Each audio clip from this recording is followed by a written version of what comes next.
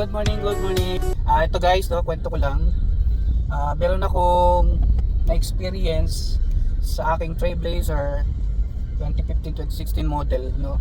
Na kapag nagpreno ako ng sagad, yung at least ihinto ka talaga, meron akong naririnig na langit-ngit o tunog, yung parang brub, gano'n. So, ang iniisip ko, baka ako sa brake pad since 3 years na akong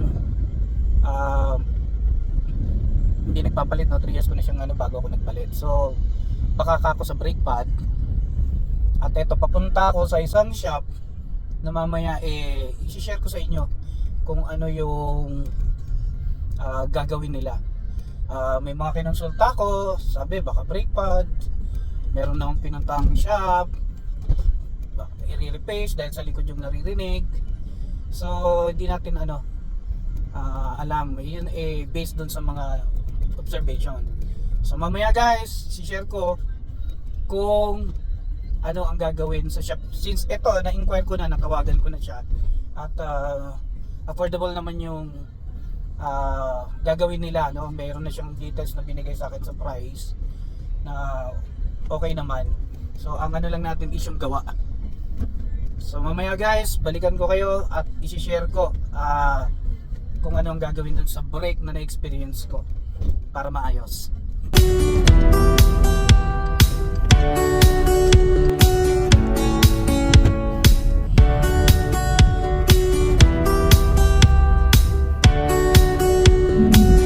Ask natin si Jonard kung ano yung may sasuggest niya.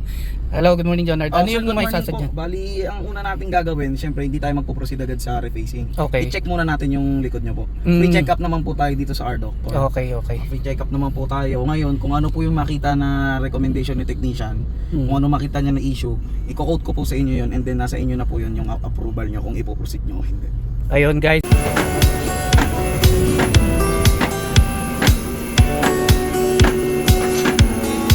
Ayan kuya, ano yung initial na checking natin? Yung caliper pin. Okay. Initial natin, lalagyan natin ng grasa. Okay. Kasi ito yung nagpa-vibrate kapag namimrino. Mhm. Wala kasing malaki na kasi yung play. Kaya kapag di makuha, kapalit tayo ng caliper pin. Okay. Ito. Dalawa, apat. Kabila na kasi yung maingay. Oo, yun. Tapos yung yung rotor piston, kailangan na ni-replace, malalim na rin kasi yung rotor. Okay. Pero pa-check na rin kung makapal yung brake pad. Sige. Para Kasama na rin. Sige. Ayan guys. Ganyan sila mag-check dito sa car doctors, no. Lahat ng possible tinitignan nila para sigurado na bago mo ilabas yung sasakyan wala nang problema. Pan-checking, sabi ni kuya, eto nga daw is may play, tapos kailangang i-replace dahil masyado ng malalim, at pina-check na rin natin yung brake pad kung kailangan nang siyang palitan since meron man akong dala. So later guys, tignan natin kung ano yung mangyayari after nila magawa yung mga initial na binanggit ni kuya. Okay, ito yung rotor disc, no? I-replace na ni Kuya Celso. So ito yung na-trace niya kanina regarding sa issue ng brake. Nilagyan natin ng anti-rust. Okay. Dito makalawan. Ayan, nilagyan nila ng anti-rust. Ito nga pala guys, yung sa harap. And guys, ayan, na-replace na, no? Talagang ibig sabihin, back to brand new yung rotor. So, finish. Talagang alam natin nakakapit yung brake pad.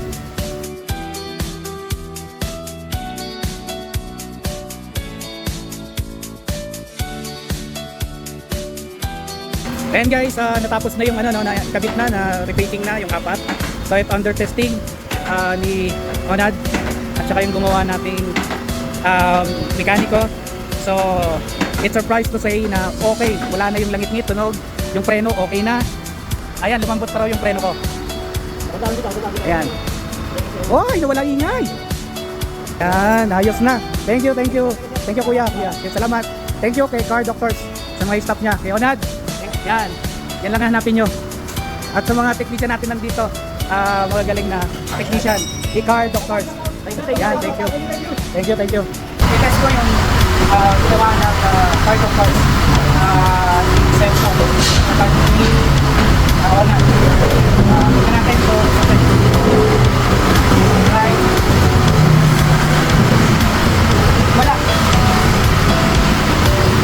Okay.